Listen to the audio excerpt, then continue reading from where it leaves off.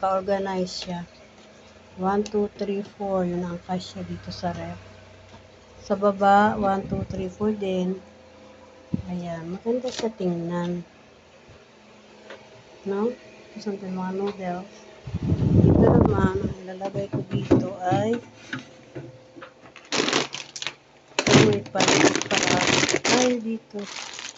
May pang spaghetti, bread, crab, and tapos may pansit. May pansit tayong kunti, kaya kapang sopas.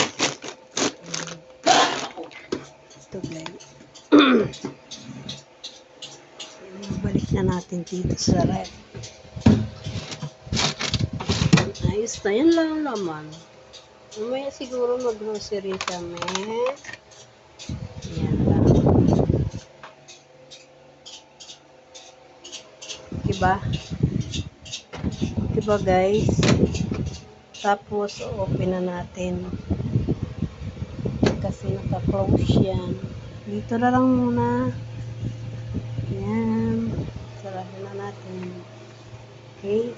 Binis. Ang bango na ng rep. Ang bango. Siligpit na tayo ng mga karat. Dudong, ano ginagawa mo doon? Niluto naman siya ng itlog, ang sal. Ito, juice, alam.